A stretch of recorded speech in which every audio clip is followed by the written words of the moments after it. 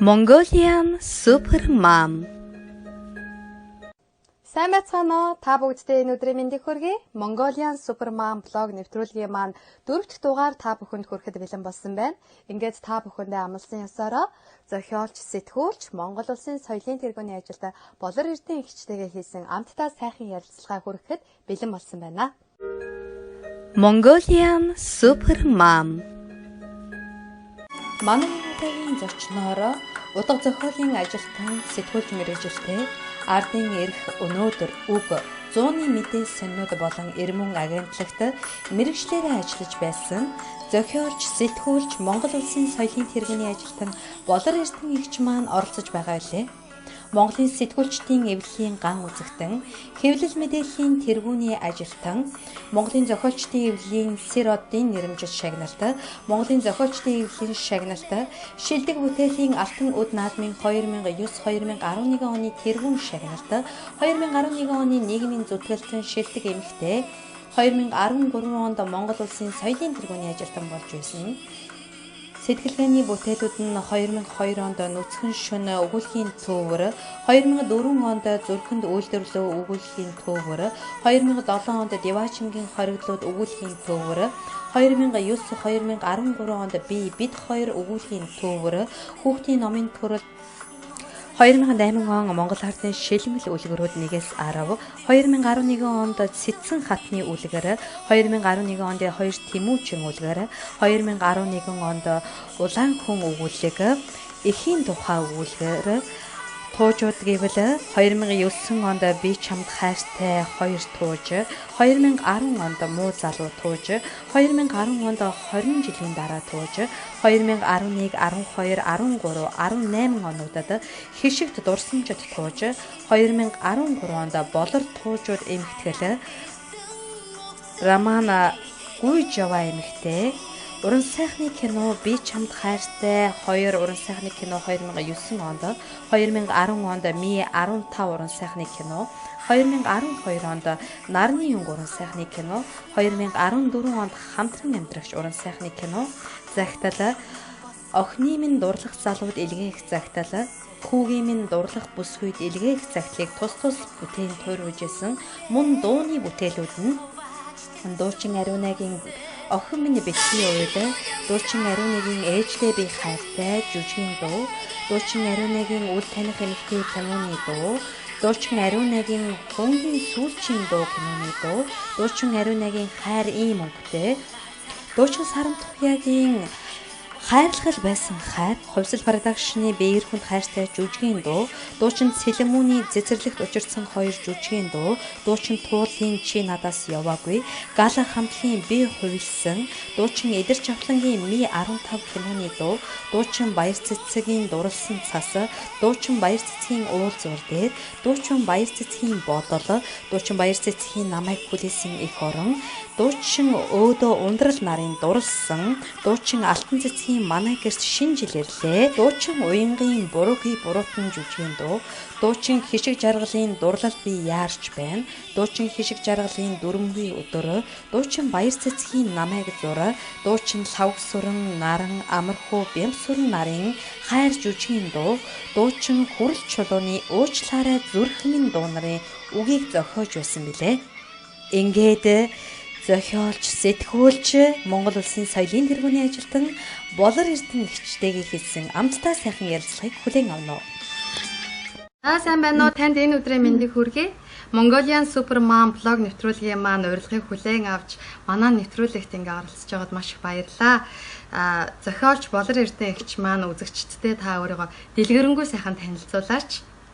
Одоо хаана амьдэрдгөө, хэдэн хүүхэдтэй вэ гэд. За би одоо 4 хүүхэдтэй. Гэр бүлтэйгээ Францын Турс хотод амьдарч байна. За нам зохиол гэж хүмүүс зарим мэдэх баха. Тэглүү яах вэ? Таныг мэдлгүй яах вэ? Гүүж хамгийн сүүлд одоо олон түмэнд хүрсэн ном бол Гүүж яваа эмэгтэй гэдэг ном байгаа. Би өөрөө бас уншигч байна. Таны одоо ингээд улаан фэн болцсон явж байна. Тийм болохоор бүр ингээд Дуучин уулынхан ч пентэй байдаг шүү дээ. Баач нар. Байлгүй яах вэ? За баярлалаа. Зүгээрээ. Гоё сэтгэл биччихсэн би уншсан. Баярлалаа. Тэгээд маш их баярлалаа. Дахин баярлалаа гэж хэлмээр нь урилгыг маань хүлээж авсан. Тэгээ хоёлаа эргээ яриараа орё. Та ер нь яагаад зохиолч болохоор болсон бэ? Таны ер нь мэрэгжил юу вэ? Тэ? Тэгээд яг зохиолч болоход юу хамгийн их нөлөөлсөн гэж та одоо боддог вэ? Мэрэгжил бол сэтгүүлч. Жоохон байхдаа сэтгүүлч болон доолхон бодож сэтгүүлч болондоо л гэж яадаг гэсэн. Итгэвчтэй одоо гэр чиглэл рүүгээ өөрийгөө жоохон хөгжүүлэх гэсэн. Зохиолч одоо яагаад болсон юм бэ? Бичих авьяасан бүр бас сэтгүүлчийн мэрэгжилтэй холбоотой баг тий. За энэнд бол яг манай нөхөр бол шууд оролцоотой. Би хамгийн анх нөхөртөө одоо өөрөө хөвчтэй өдрийн тэмдэглэлүүдийг уншуулж байсан. Тэгээд тэрийг маань барьж гүйж байгаа л ном гаргацсан. Ямар гоё. Тэрнээс хойш одоо тэгээд янз янзын одоо хүмүүсийн урам манай ахмад зохиолчдын өгсөн урам тэгээд тэр хүмүүс ташуурцаар байгаа. Нэг мэдсэн чинь нэг ном байсан, хоёр бодоод хоёр байсан, гурав дөрөв бодоод нэгээд сүйдээ бүр таваа алтлаа. Тэгээд сүйдээ одоо өөрийгөө бүр дүрдээ итгэж за би ч бодоод ном бичдэг юм уу бодоод байгаа шүү. За юу яасаа гэж та ч мундаг хүн шүү дээ. Таныг сая сонсоход 4 хүүхэдтэй гэж ерөөсө бодож байгаагүй юм байна. Хүүхдүүдтэй л гэж бодож байсанс яг хүүхдийн таг бодож байгаагүй. Та чинь баг алдар тхийн 2 дугаар одонтой аюу мундаг ээж штэ. Тэгээд сая 6 сард алдар тхийн одонг авсан. Ямар гоё. За баяр хүргэе танд. Тий, жоохон хожоо авсан гэдэг сая ингэ юм үүдүүлдэг юм юм аюу хүүхдтэй. Зөв. Үүдүүлэл тэгэл авсан ба. За эмэгтэй хүн ер нь урлагт байх аюу хэцүү гэж урлагийнхан аюу ярьдаг. Тэгээд одоо нэг юмсанд амьдралаа одоо хоёр тавьдаг гэж хүмүүс их ярьдаг штэ. Тэгэхээр ер нь та уран бүтээлч эмэгтэйчүүдийн төлөөлөл байна. Мөн зохиолч одоо эмэгтэй ээж хүн одоо байх хэцүү байдгүй. Та энэ бүгдийг одоо хэрхэн яаж амжуулдаг вэ? Би одоо ингэж бодъё. Одоо ингээд урлагийн төлөө өөрийгөө золиосч чинь уран зохиолын төлөө одоо бие золиосч чинь золиослтгүй мэрэгжилч гэж юу байна. Аливаа бүхий л одоо ажил хөдөлмөр гэдэг чинь тодорхой хэмжээний эрсдэлтэй золиостой явуулдаг. Тэгээ миний одоо хүн өөрийнхөө дуртай юмыг хийж байхад тэр ямар ч эрсдэл ямар ч золиосыг ажилгүй давдаг юм шиг байна. Хэцүү байсан ч гэсэн заавал одоо тий ард нь гарахыг хөдөлгдөг тэр тавьсан зорилго нь тодорхой байвал тэгээд нэгсдээ жаргалтай бөгөөд зоригтой зовж ивэл тэгээд энэ бол тун дэжгөө сонголт авах гэж бодчих. Тэгэхээр би мич одоо нэг золиослоод орон гэрээ золиослоод хэмлээ золиослоод байсан бол одоо яста самарх байлгүй. Тэгээ ямар ч байсан нөгөө адилхан уран бүтээлч юм уу адилхан одоо ном зохиолын чиглэлийг бүртээ болоход дэмжих талаас айгүй маш гоё эрэг нөлөө үзүүлдэг. Одоо хурцлдаг, заримдаа хөвөлдөг, тэгээд ерөнхийдөө бүх номыг редакторлдог, санаа өгдөг, заримдаа хоёулаа санаанаасаа олж маргана. Тэгээд яг хажууд яг тийм одоо шиг таг өөр мэрэгжлийн эдийн засагч ч юм уу миний бодлоор одоо өсөд юу ч гэдэг тийм техникийн чиглэлийн ч юм байсан байдаг юм. Тийм байсан бол магадгүй яг ингэж нэгт ойлгож тэг шаардлагатай үед шаардлагатай ижи санааг өгөх тийм эсвэл одоо жоохон юм одоо буруу тийш гიშгцээвэл тэрийг ингээд номд нь оруулаад басах тийм талын бас жоохон дутагдaltaй байх гэсэн байж магадгүй. Би бас заримдаа боддог шүү дээ. Тэгэхээр би өөр салбарын ч юм өөр чиглэлийн мэрэгчлээ өгөхтэй байсан бол ийм ном зохиол гэхгүй миний ахиуд тавьд шал өөр байх. Мэдээж тэгэлгүй яах вэ? Таны бодлоор болрагч ээж хүн, эхнэр хүн ямар хүнийг хэлдэг вэ? Та ер нь өөрийгөө ямар ээж, ямар эхнэр гэж боддог вэ? Яагаад би ийм асуулт асууж байгаа гэхээр бид хоёрыг маш олон эмэгтэйчүүд ээжнэр үзэж байгаа учраас бас танаас бас урам зориг авах хаа гэж бодож байна. Тэгээ энэ хараа ямар нэгэн дөрөнгөө ганц зүйл чи амьдрал байхгүй юу? Тэгээд би бас урчигдрахны нэг пост дээр биччихсэн. Ер нь бусдын амьдрал ямар нэг дүрм заам гэдэг бол өөрөө юм маш том толгойсон хэрэгэлтэй. Тэгээд миний хувьд бол амьдрал их олон өнгөтэй гол нь энэ чинь аюу сонирхолтой бөгөөд онцлог. Тэгээд хүн болгоны амьдралын хэв маяг нь өөрөө нөгөө хурууны шиг давтагдчихгүй өөр байдаг.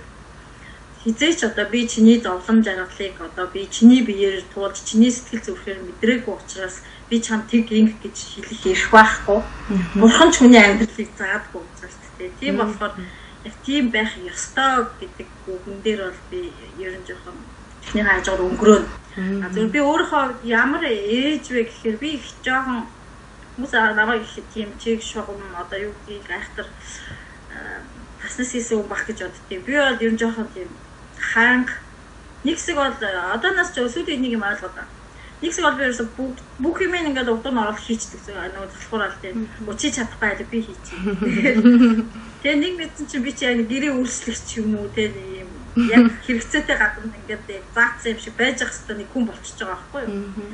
Тэгээд яг ингээ юмаа бичээд эхлэхээр тийм одоо нэг өөртөө хитрхи тийм хариуцлага өөрцөө үед чинь нөгөө намайг ингээ юмаа бичээд ирэхээр хаар амьдрал ястаа 100 завтаа болтой.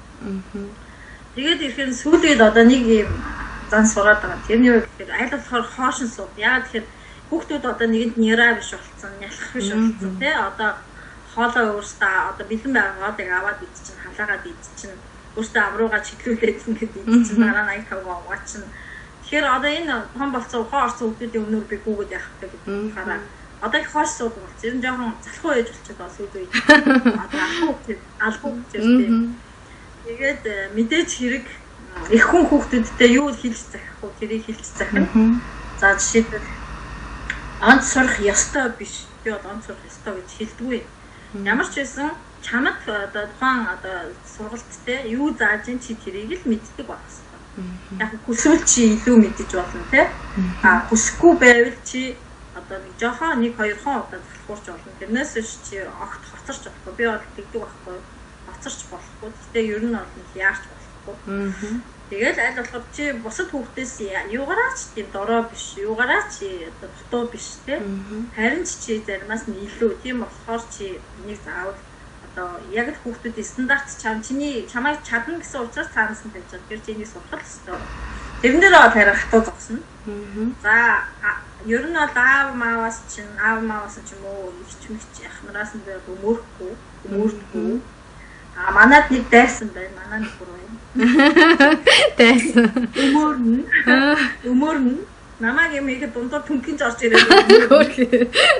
Тэгээ одоо тэрнээс болоод гэтээ өөрхөө жоохон ойлгоод байгаа. За би одоо өмөрж явахгүй. Тэсгүй юм шиг байгаа юм уу? Тэгээ яг тийм хүүхд мөхтэй зодоод байдаг бол ээж биш. Ер нь би ястаа барагтаа хүүхдтэй гар өгөхгүй. За ер нь бүр дийлдэхээ байлаа дэрүүдээ сонгон дээр нь 2-3 байж. Таныг сонсоход бол миний бодлоор их зарчимч ээж юм шиг байна. Харцаараа хөдлөгдөг, ухаантан тулж яжилдаг. Тийм ээ. За ер нь баарал тэгж бодож шүү. Тэгсэн мөртлөө би чи их ирэх айгүй. Хүүхдтэй эрхлэн, өгтөө эрхлэн. Ер нь л их эрхлээ гэдэг. Бадрлаа хүүхдээ ээж сүйд орлоо гэнэ. Өөр хурц ирээ шаваад одоос илүү аваас таваас юу бүгдийг сайхан бариад дараад илүү. Яасан хөөрхий. Заримдаа би чи бүр ингэж залах гэж тийм. Би чи намайг явж байгаа зэрэг ялаа шиг шаваадаас надад орон заяр. Орон дээр өглөө осоод амралтын өдрөөр чи өглөө босч амжиг байх тал талаас орж ирээд ингэр замыг чи яраад нөгөө хоёрхан ширхэг мөөми чи 20 идүүлээж хубарч. Нэг тийм үгүй л амьдэрч байна. Тэгэхээр гоё сонсогдож байна. Та түрүүн Францад амьдарч байгаа гэж хэлсэн. Францад яг амьдраад одоо хэдэн жил болж байна. Тэгээд миний дараагийн асуулт жил рүүгээ орох гэж байна. Тэгвэл таад маань бас Монголдо байж байгаад одоо Францад очсон гэхээр хүүхдүүд бас цугтаа явсан гэсэн үг тий? Чи манай том хүү одоо бүр 25 хүрсэн шүү дээ. Оо, та чи яасан залуухан ураггүй харагддаг юм бэ? Би нөө фэйсбүүкээс охины чи харсан болохоор яг нэг охиныг чи айгу том охин байл гэж бодоод. Одоо дээр ахтаа шүү дээ. Дээр ах нь одоо Монгол байгаа. Монгол 25 хүрсэн. Одоо бие таасан том залуу. Өөрийгөө мэднэ гэж явсан. Өөрийгөө мэдчихсэн. Том охин маань болохоор одоо 19-тэй. Одоо энэ жил лицей сургуулийн төгсөх курс дээр сурч байна. Ирчдээс их сургууль одоо явах. Авах бэлтгэл явж байна. Миний тань дараа бол 11 жилийн дараа 11 жил эхний хоёр хүүхдээ 5 жилийн дайтай хүрүүлчихэд 11 жил гомдож явсан байдیں۔ Тэгээд нөгөө охин маань ингээд дүү нэхэ болдгоо юу. Одоо би ингээд хөөрхөн дүүтэй болно. Тэгээ ээж аваа энэ 11 жил болсны дараа гинт ухаараад тэгээд 2 хүүхэд 2 дүү төрүүлж өгсөн. Оо яасан. Хөгшөрсөн хойноо төрсөн. Их хол зайтай төрсөн байна те. 11 жил гэдэг чинь. Эхний хоёрын ойрхон зайтай төрдөө дараагийн хоёрын бүр хол зайтай байж байгаа нэг мөс аваа ицсэн. Цаашаа тэгвэл айгүй зөв бодлоготой яасан юм шүү нөө. Их чаханаар нь хүүхд дүүнэрээ өсгөөд гэдэг. Юу нэг том хүүхдтэй авах чи айгүй гоё амар болж байгаа. 10 настай хүүхдтэй бол жишээд 2 жижигхнийг орхоод гарахад жаа хэцүү тий. Тийм шүү дээ. Тэгэхэд 18 настай хүүхдүүдтэй бол орхоод гарахад ямар санаа зов байдгүй. Тэгээ ер нь бол нөгөө том хүүхдүүд чинь хамт өсчтэй юм шиг ээж авах. Өөртөө баг уучраа олохгүй байж гинт нэг айл гэртээс тогтоод хүүхдтэй орхоод. Яг өсгөх ямар одоо чиг шугам баримт уучраа олохгүй байж тэгэл нэг мэдсэн чинь нисээд өгч зааж идэв. Тэгээд хоёр баг дээр л одоо яг үний ихэд хоёр баг дээр л ээж аа хоёр гэдгээ одоо яг бүрэн ухамсарлаж байгаа байхгүй. Яг юм тэгээд ажил гэсэн л усад байсан шүү. Одоо яг л тэгээд боддог өдөр тутмын цаг гаргадаг. Яг Францын нөгөө нэг эцэг их багшийн холбоо маш юм нягт байдаг. Өдөр болгон одоо тэмдэглэлийн дэвтэр дээр тий эцэг ихт нь одоо хүүхэд ямар байсан, ямар хичээл хийх ёстой, тий одоо юу бэлдэх ёстой гэдэг дахиад бичдэг. За хүүхэд хэрвээ хичээлээс хоцроод юм уу ямар ч нөгөө урьдчилан мэддэхгүйгээр ингээд хичээл таслаад алга болчих юм бол ерөөсөө өглөө хичээлдээ орохгүй байхад очиагүй байхад 10 минутын дараа сургуулиас нь залгаад хилдэг байхгүй. Яасан актер юм ундаг юм бэ тий? Сургуулиас нь тийм залгаад хилдэг. Тэгээд тийм болохоор энд бол ерөөсөө хүүхэд хичээл таслан одоо хийдүүлнэ гэсэн ямар ч ойлголт байхгүй. За эмнэлгийн акт мартыг бол мэдээж зайлшгүйгээр үнээр ноцтой тохиолдол эмчийн матлагаар өгдөг болохоор өршөөлгүй ерөөсөө хичээл таслана гэсэн ойлголт хинт ч байхгүй. Тэгээ нэгсэндээ сургууль бол ингээд хүүхдийн амьдралын одоо өдөрт бид нар чинь орой 10 цаг хүртэл гэртээ байна гэхээр чи өглөө манай хүүхдүүд чинь 8:40-с хичээл нь ороод орой 6:30 4:30 хүртэл хичээл дээр ингээ өдрийн 8 цаг шахам ажилчин шиг ингээ явчихдаг. Тэр хооронд эцэг эхчүүд өөрсдөө хөгжүүлнэ, артлаа бөгнүүлнэ. Ер нь бол Францын Европын систем бол эцэг эхчүүдэд аюул боломж олгодог. Өөрсдөө ажиллаа хийх. Хүүхдүүд нь болохоор өдөржингөө сургууль дээр тэгээд хоолунд идэж байгаа. Тэгээд гол програм хүүхдэд оролцоод ерөнхийдөө хүүхдийн амьдралын нэг өдрийн амьдралын бараг 70% сургууль авчиж байгаа. Тэгээд тийм учраас эцэг эхэд бол одоо юу үлдэх вэ гэхээр сургууль дээр юу сурсан, багшд юу хэрэгтэй байна. Би одоо тэнд одоо ямар тусламж миний зүгээс хэрэгтэй тэрийгээ л хийчихнэ. За тэгээд амралтын 2 өдрийг нэг айтаахан шиг өнгөрүүлээ. Sto мундаг систем байна. Би яг танаас асуухчсан асуултыг та бас яг ингээд яриан дундаа хариулаад хэлээ явчлаа. Дараагийн маань зүйл юу гэхээр одоо манай үзээ сууж байгаа ээж нар маань сонирхож магадгүй Монголд байгаа ч юм уу те өөр дэлхийн аль нэг өнцөг болон бүрт байгаа ээж нар маань яг Францын соёлоос Монгол хүний хөрсөн дээр ингээд буулгаад үзвэл яг ээж нар маань яг юуг нь ингээд хүүхдүүд дээрээ хүүхдийн хүмүүжилт хэрэгжүүлвэл илүү их танд одоо дөхөн гэж та бодож байна одоо харж байгаа өнцгөөс. За миний өстө хамгийн их анзаарсан одоо яг үргэлж хэлмээр санагддаг нэг зүйл өгдөг. За манайхан ч баг нэг болохоор хашгираал, загнаал, нүдэл тий. За энийг бол ерөөсөө ер нь бол энд маш их эсэргүүцдэг. Тэгээ би багш нар ингээд хүүхдүүд болохоор ингэж багшийн үгээр ерөөсөө хууль гэж үздэг. Ямар гоё. Маш жоохон мөртлөө багш үг хэлээ явуулахад эргэж ирээд ээж аавтаа маргалаад үгүй багш ингэсэн багш тэгсэн багш л хийгсэн. Тэгээ би ингээд сонирхоод судлаад авахгүй багш нар яаж өгнөөсөө гарахгүй байлгаад байна. Тэгээ ингээд харсан чинь ингэж н хүүхдийг ерөөсөө загнахгүй байна. Айгүй ахтар. За. Тэгсэн мөртлөө одоо хүүхэд жишээлбэл маш жижигхэн биетэй ш намхан тийм. Тийм гот багш өвдгөлд сууж агаад нүднийх нь хараа ингээд яг тэр хүүхдийн хараатай чихтэй байж байгаа. Одоо би чамтай нэг төвшөнд харьцаж байна гэдэг утгаараа өвдгөлд сууж байгаа яг нүд рүү нь харж агаад өөр хаашаач бултах аргагүйгээр хилж өгдөг юм байна юм. Хүүх яасан актерин те анх удаа сонсч байна. Бас манай үгийн ангид нодлон билүү манай хүүнийг яасан би нөгөө нэг тайвширдаг сандал дээр суусан гэдэг. Би гайхаад за яадаг сандлын чи яа тайвширхаар болцсон гэдэг өмөлөд дэгтэй юм байна. Манай хүүч одоо энэ жил 6 үрж байгаа байхгүй юу. Тэгээд 5 настай өмөлсөн юм шиг. Тэгээд өмөлөд уурж муурсан байсан. Тэгсэн чи яасан гэсэн чинь ангийнх нь буланд нэг буруу харсан сандал байт юм байна. За тэр санал дээр ерөөсөө за чи тайвширтлаа наанаас очтой. Би яг одоо тайвширлаа гэж хэлэхээрээ босч ирээрээ гэдэг. Буруу аргадаас суулж. Ясөхөр. Тэр нь ингээд хүүхдэд шийтгэх маягаар хэрэггүй. Манай ч буруу аргуулаад гарын өргүүл босоод залхаан тэрлээ. Гэтэл эдгээр болохоор тайлбараа их зөв үйгээд байгаа байхгүй. Чи тайвширчаад босоод тэгэхээр нөгөө хүүхдэд анхаарал тавьж байгаа шиг мэдрэмж төрж байгаа. Тийм биш. Ганцаараа хангаа ард тууж байхдаа юм боддсон юм шиг би яагаад уурлуу одоо би тайвширх. Иргэн чараа хүүхдүүдтэй тоглохын тулд би яг тайвширсан байх хэрэгтэй юм байна гэдэг. Тийм нөгөө нэг эрүүл сигналыг хүүхдүүдэд байг өгөөд. За тэгээ манайханд одоо хамгийн түрүүнд бас авчаасаа гэсэн бас нэг гоё юм юу вэ гэхээр энэ 7 хоногт нэг удаа ямар ч сургууль ингээд хөтөлбөртөө бүр оролцсон. Тэр бассейнд явуулдаг одоо спортын ямар нэгэн одоо дасгал юунд одоо жудо ч юм уу тийм юмд явуулдаг. За дээрэс нь 7 хоногт нэг удаа энэ амьдарч байгаа хотынхоо одоо музей, театр одоо юу гэдгийг тийм газруудаар бас ийм нэг гоё цэцэрлэгт хүрээлэн ийм газруудаар явуулаад бүр заавал тийм юм биолог талаасаа одоо байгаль талаасаа урлаг талаасаа тэр мэдээллийг өгдөг. Заавал мэдээлэл. Одоо манай жоохон охин гэхэд ч одоо энэ Улаанбаатар хөвшөө энэ одоо хотынхаа захиргааг хаана байдаг болсон. Захиргааныхаа хамгийн анхны одоо дарга нь хэн байсныг мэддэг болсон. Одоо хэн гэдэг хүн дарга хийж байгааг мэддэг. Бид нар мэдэхгүй шээ. Тийм байна шүү дээ тий. Айгуу тийм бодит юм дээр тулгуурлаж яадаг юм байна шүү дээ тий.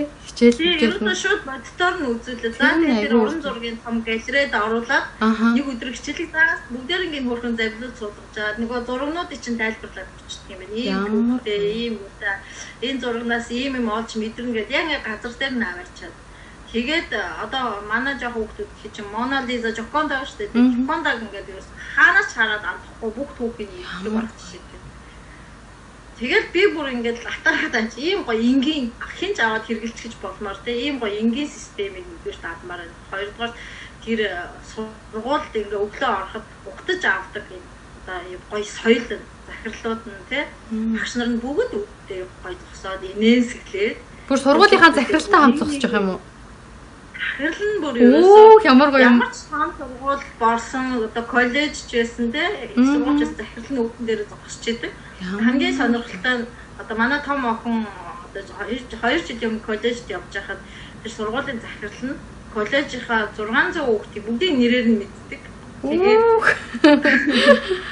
Тэгээд тийм айгу гоё эзэнүүд байна. Тэгээд захирал нь өөрийгөө ерөөсөө тийм юу гэж бодохтой. Одоо би том дарга марга тийм төшмөл ийм араншин ерөөсөө байхгүй. Намайг анх охиноо ингээд сургуульд нь дагуулад очиход нэг хүн халзан өгөнд дагуулаад гүгээд ирсэн. Тэгэхээр би одоо энэ менежер юм болов уу гэж гуглээс чарын захирал нь байдгийг. Тэгээ бүх нөгөө ангиудаараа бит хоёрыг дагуулж яваад бүх ангиудаа танилцуулаад ингэж явна, эндээс ингэж олно. Одоо ийм маршрутаар хэдэн цагт яг би тэгээ менежер ч юм уу тэ нэг одоо туслах тийм ажилтдаг хүлээн авдаг гэх юм баг гэсэн захирал нь өөр угаасаа ажил нь тэр гинэ. Тэгээд яасан гоё юм бэ? Ингийн манайхан ч бол захирал бол харагдахгүй шүү дээ.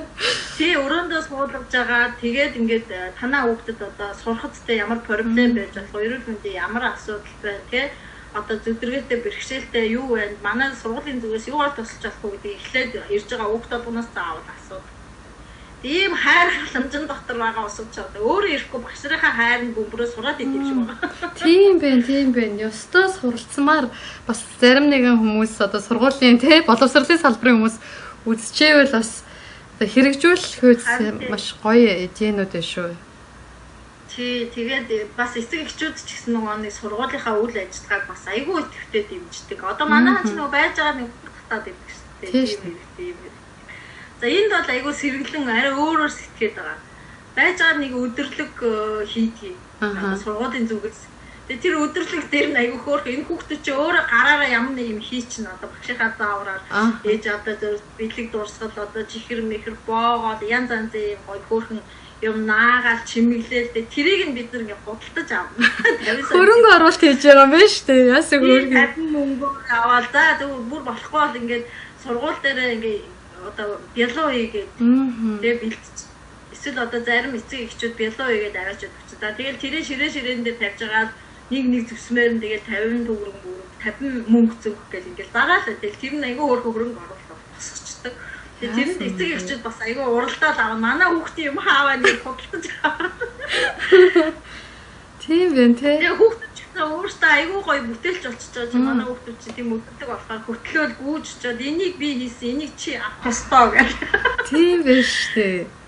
Тэгээ энэ нь бас айгүй гоё эерэг байгаа. Хүүхдийг бас их бүтээлч итгэвтэй болгох чинь. Дээрээс нөгөө өөрийнхөө хөдөлмөрийг үнэлээд ахаар чинь хүүхд чинь өөрөө бас тэ айгүй уунтай. Тэгээ дараа нь зарлалын шиг сургуультай одоо энэ хэний хийсэн зүйл тэдэнд төгрөг олсон гэдэг тэр нас нэр төрөө эргээд. Тийм байна штэ. Тий. Ангийнхан хамт олон дондаа.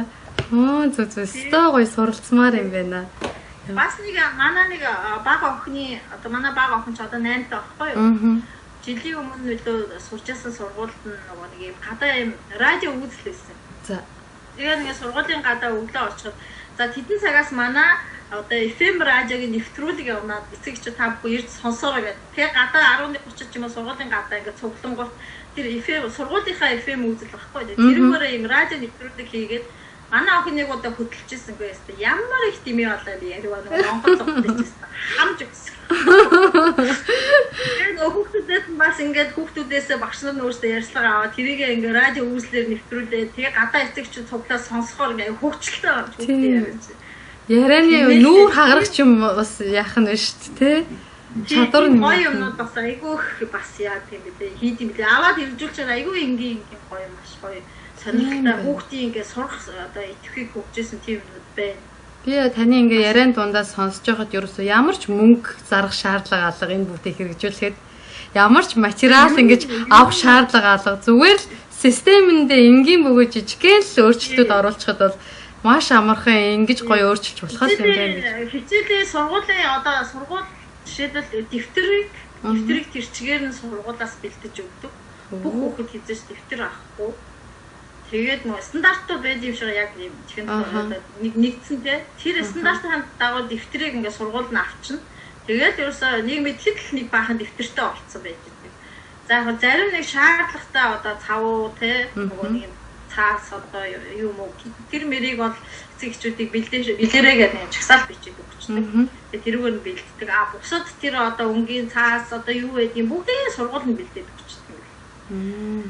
Тийм болохоор яг нөгөө сургууль сурж байгаа хүүхдийн зүгээс бол эцэг эхчүүдэд ийм ноцтой төвхтэй зүйл бол байхгүй. Гол нь тэр хүүхдийг бас тэр ингээд байгаа бас анзаараад танаа хүүхэд ингээд одоо юу гэдэг муухай бичээд байна мэн гэсэн тийм бас их юм гарахгүй. Би одоо жишээлбэл бага охиныгоо ингээд бичүүлээ үзсэн чи анх нь бичиж байгаа болохоор аюу муухай бичсэн байхгүй. Манай монголчууд цэвэрхэн бичээд. Тийм шүү дээ. Зөндөө дэвтэр ураал гэж загнуулдаг л. Тийм тэгээд би нөгөө багшийнх нь хий гэсэн даалгаврыг нэг жоох юм өгч авч одоо нэг өгүүлбэрийг 3 удаа бичих ч юм уу. Жоох юм өгöd хахаар би багшд нь одоо гомдол мэдүүлэхгүй юу. Энэ ингээд баг хийгээд байна. Тэгээд бас их муухай бичээд байна гэдэг багшийн хажууд ярьсан чи багш нь ингээд намайг одоо миний хажууд охин маань зогсоос үгүй энэ ямар ч тийм ноцтой буруу юм байхгүй. Энэ муухай бичиж байгаа биш. Угаасаа эхэлж байгаа учраас ийм л байх хэвээр. Дараа нь тэртээ тэрнгүү гоё бичнэ гэснээр намайг бүр ингээ хөтөлж дагуулж ийш нь хоёулаа голцсноо та би иргэдэн битгий ийм яриад байна. Хүүхдийг бас сэтгэл санаагаар амар дэмждэг юм байна шүү дээ тэгвэл. Тий тэгснээр та гэрт нь битгий ингэж миний хийснээс илүү даалгавар хийлгээд. Ер нь та битгий даалгаварт нь оролцоод байна. Тэгээ яг манай эсрэг байна тий. Эсрэг байна шүү дээ. Яг манай хүүхдэд залхаагаад энэ тэртээ тэрнгүү өдөржингөө сургууль дээр хийж яхад та битгий гэрт нь нэмж ингэ дарамтлаад хүүхэд гэртээ гоё амар тоглох хэрэгтэй гэдэг. Яасан мундаг систем бэ? Манайч ч юм бол нөө ээж нар өстө дэвтрээ уурал билүүлээд хийдэг шүү дээ. За стресс мормоо. Шаад аваад хичээл бид нар ч системээр амар диктатуртаа сурдаг байлаа шүү дээ. За бодлогч ярианаас өстой үнэхээр гой мэдээллүүдийг олж авсан байхаа. Би ч гэсэн бас айгүй. Би одоо өөрөө гайхамшигтай яриад яах вэ? Харж байгаа үдж байгаа сайхнаад Монголчуудаа боддог. Би өөрөө автын сайн ээж гэж боддоггүй юм нь. Би тань яг хүний их хүн хүүхдтэй юу хүсдэг чи одоо зөв хүн байх хэвээр, бусдыг хүндлэх ёстой, хүнд тэр болохгүй байх хэвээр. Бас ямар ч одоо олон нийтийн дур бие аваад явж чаддаг байх хэрэгтэй. Хинтээ ч одоо ив зүгөө олдог байх хэрэгтэй гэдэг. Тэгээд шудраг байх хэрэгтэй. Минийс бүр хамгийн дөрөнд хэлдэг юм шудраг байх хэрэгтэй. Хэрвээ одоо хоёр тал ингээ муудалж байхад хин нэгнийхэн зөв байгаа тэр зөв болж байгаа хүн гав ганцаардж байгаа юм бол чи тэр хүнийг ямар ч байсан тэр ганцаарч байгаа хүний талд орчих хэрэгтэй тэр гэдэг. Тийм зарчмуудыг би хатуус боддог болохоор манай хүүхдүүд би нөө хүүхэд худлаа ярьж намайг хуурж ина гэж хизээч боддог. Яг тэр манай хүүхдүүд ерөөсөө худлаа ярьдаг. Яасан гоё мундаг. Ёстой худлаа ярьж сургаагүй. Ёстой гоё гэр бүлийн хүмүүжлээ. Зарим нь ингээд одоо яг тийм асуулт монголчуудаас гардаг. Тэгээд танаа хүүхд гэсэн гэдэг тийм ярианаас сонсоход итгэдэг байхгүй яа тэр манай хүүхд ерөөсөө худлаа ярьж сургаагүй болохоор би мэддэг. Тэгээ хүүхдтэй итгэдэг болохоор хүүхдүүд ч гэсэн яг ээж аавдаа итгээд яг үннээ хэлдэг.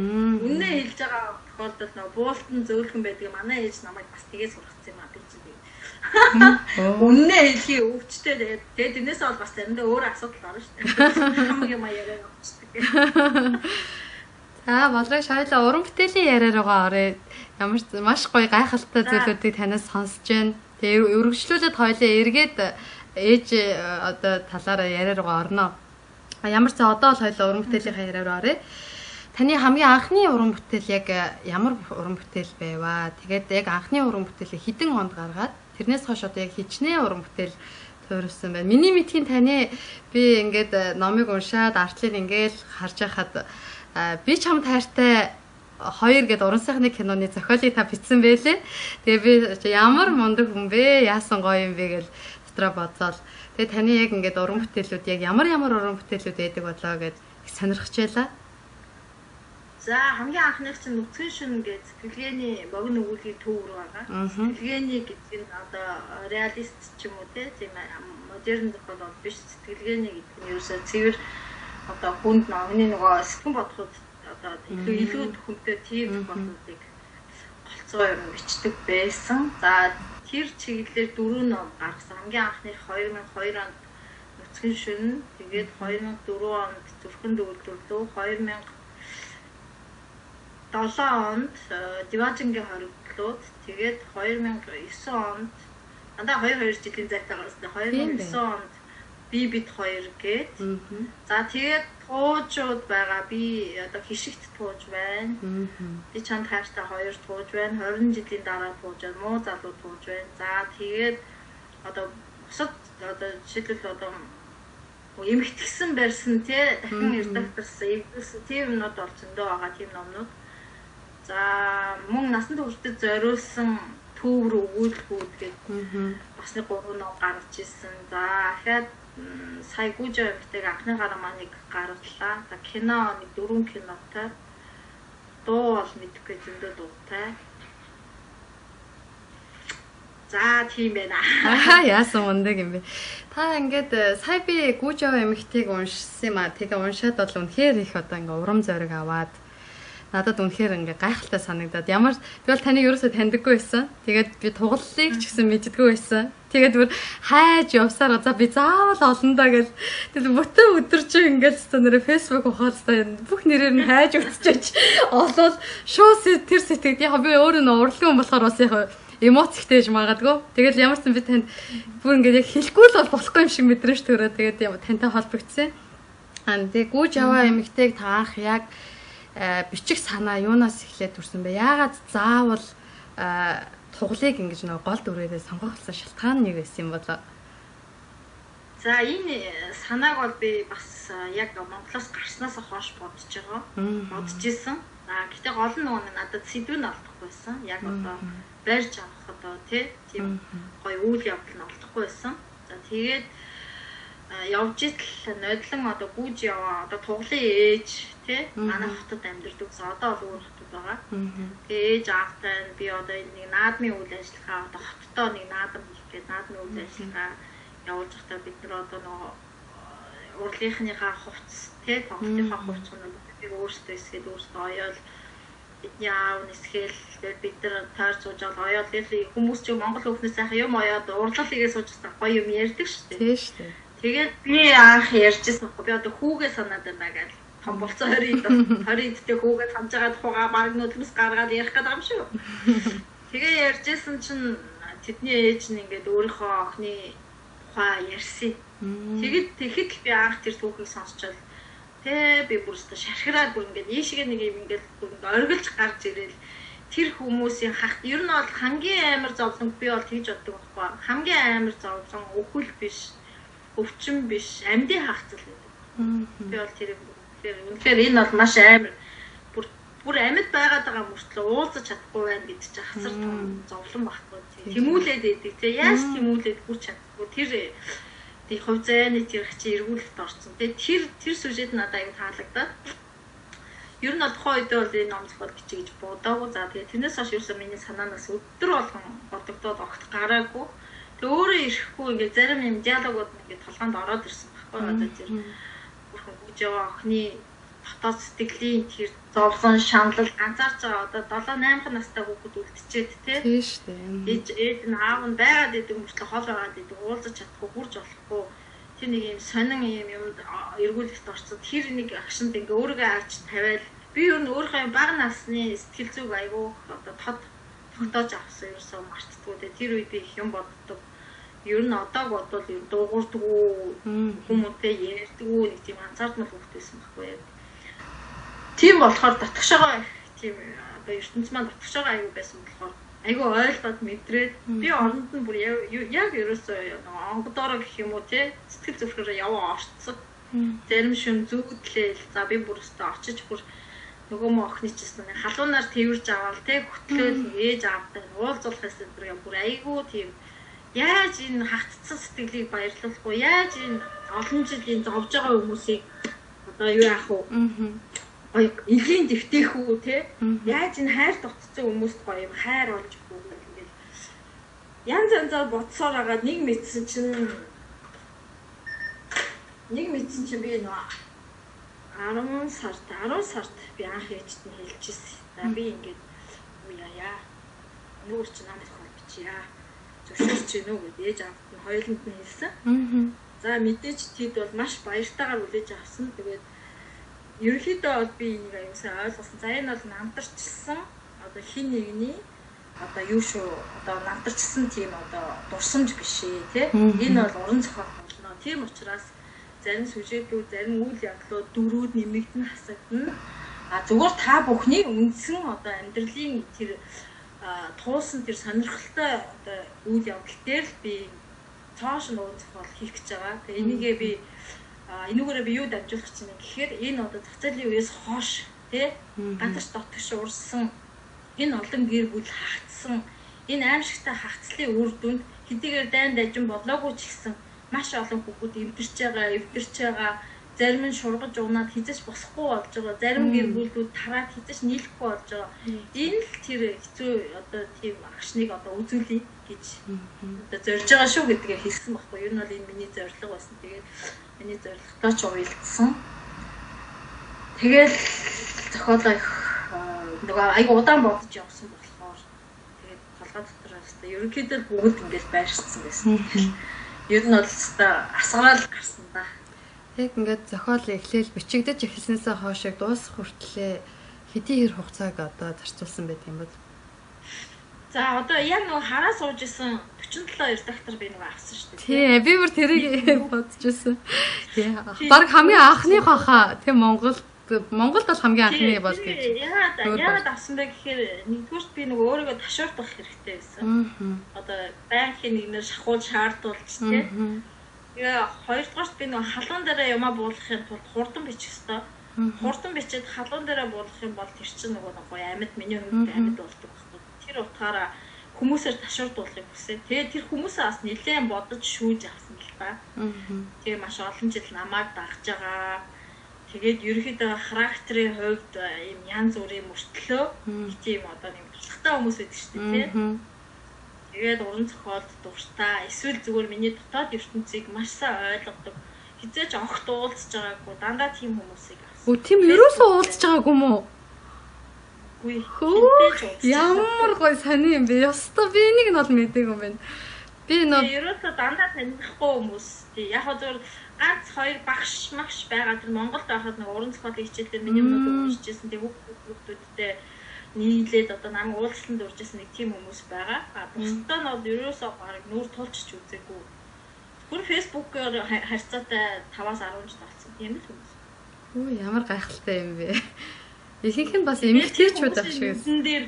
Нүдэн дээр одоо өдөрт нэг 7-10 хуудас ч юм уу те одоо хэр одоо их гоё юутай тодорхой бичих одоо боломжтой тэрүүгээрээ ингэж явсаар хагаад яг цэвэр 21 хоног яг тэр групп дотор яг зохиолоо дийлгэсэн. Тэгээд мэдээж хэрэг тэрий чин дараа нь редакторлон дахиж уушин хасан нэмэн тэгж явсаар сар хагасын хугацаанд бичиж дууссан. Гэтэ яг тэрнээс өмнөх үйл явдал гэх юм бол танд нөгөө анхнаасаа суудсан байсан суурин дээр тэр эдийн ороод ирэнгүүт л өргөдөөд явцсан байсан гэдгээр бүр ингээл гоё аюу их тийм урамтай дөхөн байсан юм байна л да. Одоо би бодоход танд яг тэгэж нөгөө гүүж яваа охины манай эмүүжин яруу найрагч эмүүжин бичсэн байсан. Гүүж яваа охин бол 2 зүрхтээр маань. Тэр яг үнэн байхгүй яа. Тэр дотор би өөрөө бас яваад байгаа охин. Миний өөрийн одоо үзэл санаа, миний өөрийн хүмүүст хэлэх гэсэн одоо өгүүлэмжүүд те. Миний өөрийн цоо шинээр би болгож тавья гэсэн тийм одоо шинэ дүрслэлүүд. Одоо жишээд би бол ерөөхдөө жоо уйдамхаа хүн. Алаа юмнаас амархан уйдчихдаг. Нэг одоо төрлийн уран зохиол унших юм бол тэрнээсээ дахиад яг тийм юм унших дурггүй. Тийм болохоор өөрөө бас юм өргөлж хувирж идэг болохоор бичиж байгаа юмнууд маань ч дандаа янз бүр болж идэг байхгүй. Тэр утгаараа энүүн дээрээ би нөгөө хуучин байдаг л нэг юм уран зохиолын дүрслэлүүд тий одоо нэг тийм хүн болгоны мэддэг хөвшсөн тийм өгүүлбэг мэдлэгнээс өөр аль болохоор зүрий за нэгт хоёрт ерөөсө гадаад үгийг аль болохоор монголчлээ.